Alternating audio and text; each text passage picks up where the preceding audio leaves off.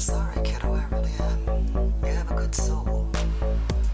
And I hate giving good people bad news.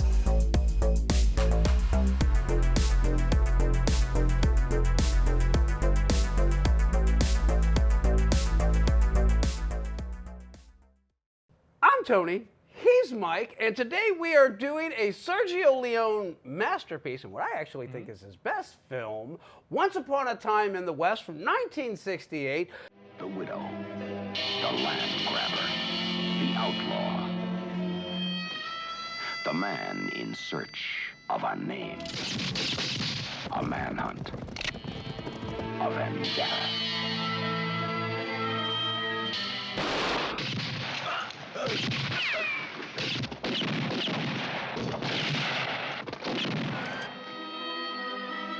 A film by Sergio Leone, who gave a new face to the West.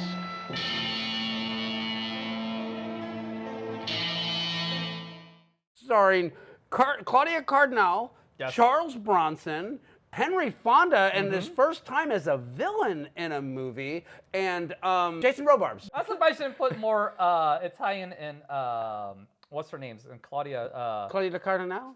The Cardinale. Cardinale. Yeah, she's one of them northern Italians. So, Gorgeous Northern Italian. oh my! You know, Absolutely stunning, that woman. people always talk about Sophia Loren when they talk about Italian beauties, and rightly so. No, don't misunderstand. She's a lovely woman, but Claudia Cardinale is flawless. Holy shit! Gorgeous, Just gorgeous. I don't see where it would ever be possible for her to walk into a room and everybody not to go, damn. But anyway, so just to back up, to talk about the cinematography. It's spectacular.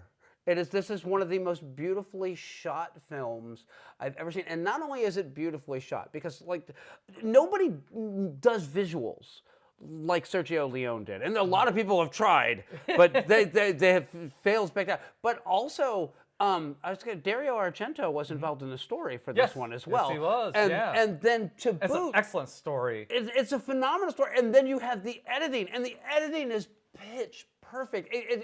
This literally, if you ever want to explore craft of a film, how to make a beautiful, amazing, entertaining film, this is Genesis right here. This is a film that is so perfectly constructed. I have a hard time even trying to nitpick anything. I got one.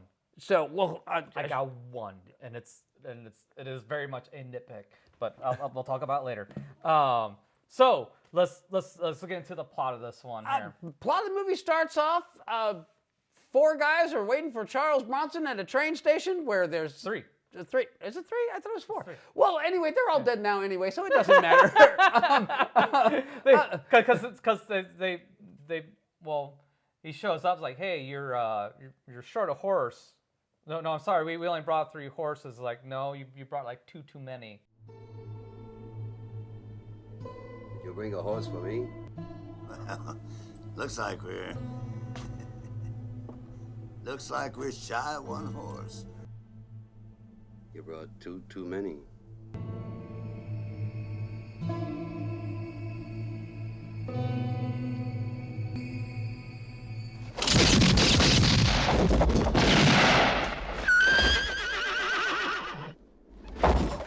So we start off with the epic shootout, just so you know that Harmonica is the real deal, that he is not a man to be trifled with. And then Claudia Cardinale shows up, and she is supposed to be going to meet with her husband, who she married, and he went back home, and they were going to surprise his children, which I'm assuming is from a previous marriage, but Henry Fonda showed up at the ranch and killed everybody.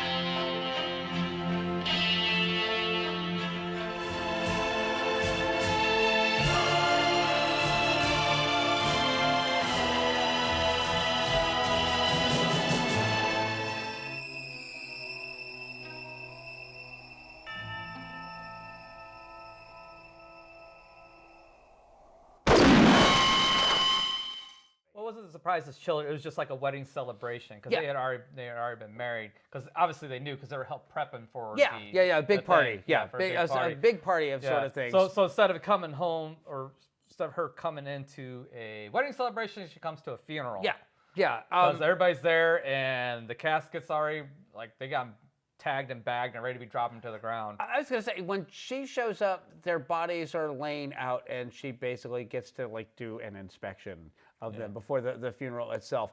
And there is God, how granular do we want to get with this one? Well, I can Speed can- it up so- for us. so after Jill finds her, family dead, she decides she's gonna stay there, and then, well, actually, let's back up a bit. So when she finds that nobody's at the station to greet her, she gets a ride from this guy Sam, and along the way they stop to just kind of get a drink and stuff like that. While they're there, Jill runs into Cheyenne And Harmonica. And Cheyenne and Harmonica have an exchange. It doesn't come to blows. The cooler heads prevail, and Cheyenne leaves. That's a crazy story, Harmonica. For 2 reasons. 1, nobody around these parts got the guts to wear those dusters except Cheyenne's men. 2, Cheyenne's men don't get killed. That surprise you? Well, you know music. And you can count.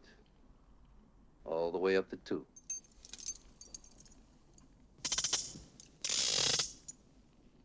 All the way up to 6 if I have to. So that's where they meet. But to get to the brass tacks of this, as they're riding there, Jill tells Sam, "Hey, I'm going to McBain's place, Sweetwater," and he's like, "Sweetwater?" That's a funny name for that dried out, bit of land there. What's your name? The place you wanted to go? Sweetwater. Water. Only a loony like him could call that stinking piece of desert Sweetwater. Sweetwater. Yeah. Why would anybody want that bit of land? Well, you'll find out very soon. Well, not very soon, but as the movie progresses. So Frank was there to kill McBain, Frank's boss, Morton, Yes. I think is what his name is. Boss or partner? A hired. I don't know if Frank's a hired gun. He's a by hired Morton, gun. or if they're like 'Cause- partnering on this one a bit. So, But Frank would like to be a partner, but no, that ain't happened. No, Morton's the businessman. Frank, you need to know your place. Yeah. Is really what it boils down to. So, anyways, so Morton wants that land because it's the only place that has water. Yes. And it's on the way. But if a station isn't built by the time the railroad gets there, that land is forfeit. Yeah. What the hell is this? Can't you see? It's a station. Was he crazy? He knew sooner or later that railroad coming through Flagstone would continue on west. So he looked over all this country out here. Until he found this hunk of desert. Then he tightened his belt. And for years he waited. Waited for what? For the railroad to reach this point. How the hell could he be sure the railroad would pass through his property? Them steam engines can't roll without water. And the only water for 50 miles west of Flagstone is right here. Under this land. One thing, though, in very small print, there is a short clause, which says that McBain or his heirs lose all rights if by the time the railroad reaches this point, the station ain't built yet. Yeah. Or the contract for the train station is forfeit, which means no town. So, and that was what McBain was kind of banking on, was that he was going to have that station built, the train would come through, and because it's now a proper station, it's basically a guarantee of prosperity in land that was considered valueless. Yeah. So Cheyenne and Harmonica join forces and help Jill when save the day and defeat the. Also discover what the value was there and why it was there in the first place. And I was gonna say, Cheyenne kind of knows, okay, something's up. There's no gold here. There's no, there's no reason for them to rob the place. There's nothing of value here. And it is Harmonica who actually bothers to go through the paperwork, and he actually sees the contract that states that if the station is built, the train will run there, and so therefore Jill, the widow, is now a very wealthy woman. Potentially. They try to strong-arm her into selling the land off at auction. But Harmonica shows up as like, nope, I'm going to buy this for $5,000. And how are they going to get that? Well, the bounty for Cheyenne is almost $5,000. It's close enough. Actually, it is $5,000. It's like $4,900. No, that's a reference to Judas. There's actually, because Judas was paid with 30 pieces of silver. He makes a statement about, Judas did it, or Jesus's friends did it for 4,970. The reward for this man is $5,000, that's right? Judas was content with $4,970 less. So they managed to get the land back, but that's good enough for Frank. He's going to get there and try to still kill everybody there. Yeah. So Cheyenne actually goes back, and this is off camera, takes care of Morton. Yeah.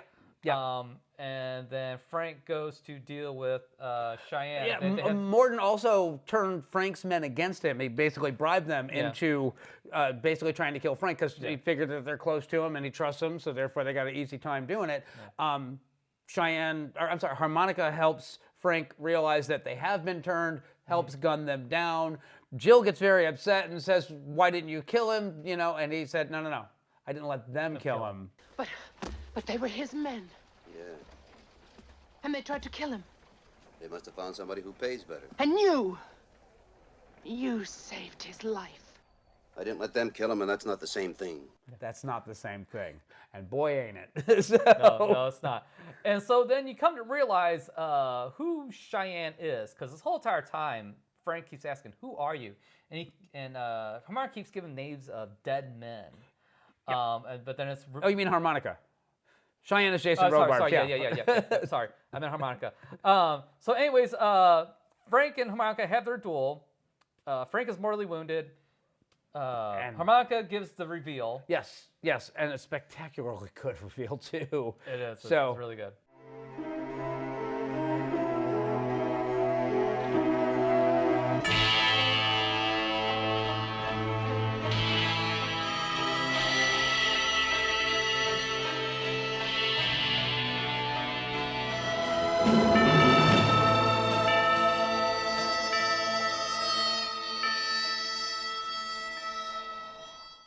Then, it seems like everything is sewed up nice and tightly, but Jill has her pick of either Cheyenne or Harmonica, but Cheyenne tells her that, Harmonica is not the kind of guy that's going to stick around. He's the guy that'll stay for a little bit, but he's eventually going to go. You just need to let him go now. And she kind of has that, well, what about you? Because they had a moment. They had a real serious moment.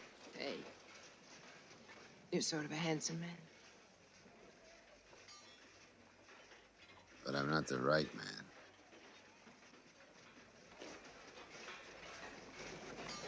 And neither is he. But he says, no, I have to go too. And you find out that he was shot when he went and rousted the Morton boys back on their train. And he very quietly dies. And it's subtle and upsetting. And it just feels so damn honest when he it's just really good because he's like because Harmonica's right there. Stan's like, no, go, don't look at me, don't watch me die. I want to, yeah.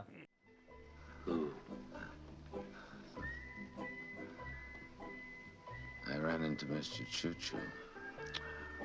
I didn't count on that half man from the train. Hey, Harmonica, when they do you in, pray it's somebody who knows where to shoot. Go away. Go away. I don't want you to see me die. Craft. Yes. Craft. Yeah. Period. This movie is spectacular. Yeah. Here's my one my one little nitpick, and that's the only bad thing I'm gonna say about this movie. It is self-indulgent. A little bit. A little bit.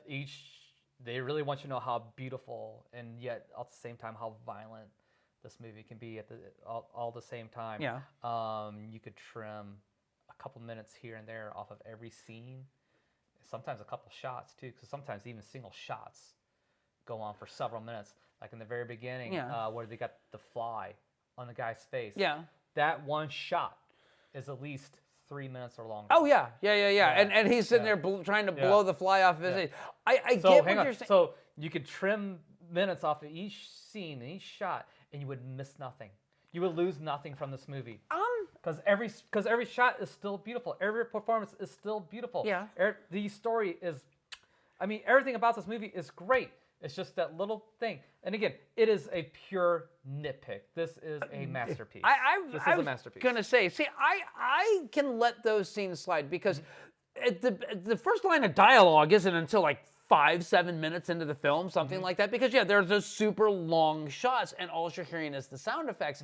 And I'm going to say that I think that is kind of the point. They're establishing the character of the West, that it's not this loud, raucous, yeehaw, let's rustle cattle, and there's always horses clopping by, because every time you see a Western, it's always in a very busy town, so it's always noise constantly and people walking by and this and that. And I think Sergio Leone was basically setting the stage that, no, that's not what we're doing here. What we're doing here is we're going to show you the dead quiet of the desert, of the West, that it, more often than not, it's long stretches of boredom, punctuated by super fast violence that you're going to have to go, wait, what did I just miss? So I think that is intentional. I also think, and this goes to, again, to the craft of this film, the scenes start off and they're very long, and then again, you don't get any dialogue, but there's this musicality to it. All the noises kind of make this soundtrack to everything that's going on, and I love that about it. That the sounds change, and at first it's the windmill, and then it's the fly, and then it's this, and the water drip on the guy's hat. I love everything about. And is it self-indulgent? Yes, but it's indulgent with a purpose. But then to boot, it's never boring. Even though they are long shots, there's something visually interesting about them. And it's not just the cinematography, it's also, you're getting characterization from people that have no dialogue whatsoever. And that's directing. That's craft right there. That's absolutely craft. Absolutely. So you get to that, you get to the introduction of Jill, and no pretense, no, hey, here's our gorgeous leading lady. How leading lady is she? There's not another woman named anywhere in this film. Why? Because we don't need one. And he knew that. He was smart enough to do that. Jason Robards, character, is phenomenal. He's perfectly characterized. He's a dangerous man. Yes, absolutely. But he's not a bad man. No, he's a scoundrel. Yes.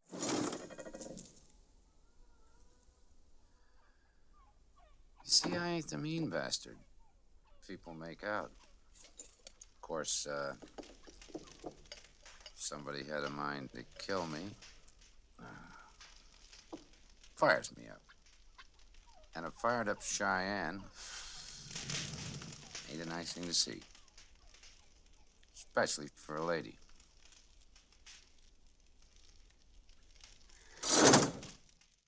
And he plays that scoundrel so good that Harrison Ford is like, yeah, I'm a fucking nerf herder. You're a proper scoundrel. I'm gonna go ahead and borrow this for you, but we're gonna be in space in a backwater, not in Utah. So. No, he's awesome. His character is great, and when he's rescuing Harmonica, and that train scene is great. I love the part where the boot drops down. Oh, yeah. I'm gonna throw the clip right here.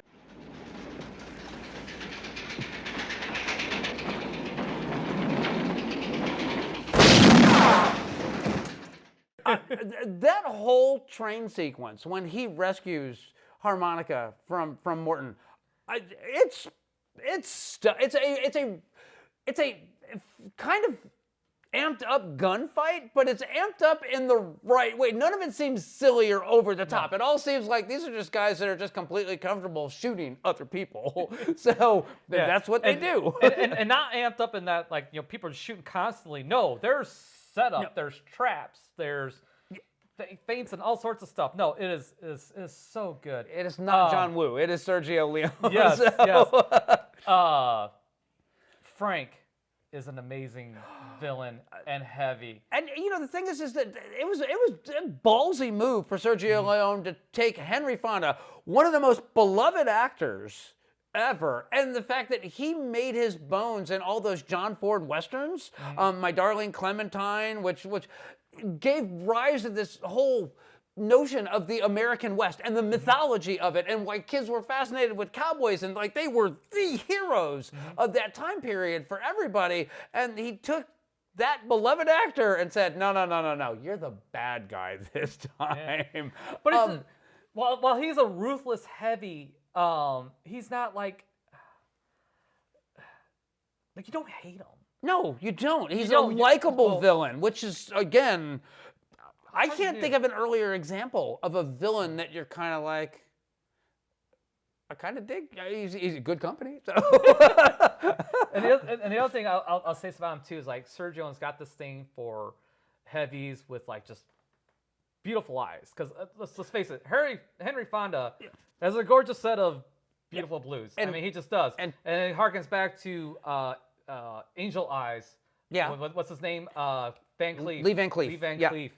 Well, even Clint Eastwood. I mean, Charles Bronson has like one green eye and one eye that's hazel, and so like, but they're not striking. No, like Henry Fonda's. Not like Henry Fonda's are. No, absolutely not. I agree with you there. But Sergio Leone knows that sometimes this is all you need. You don't need this.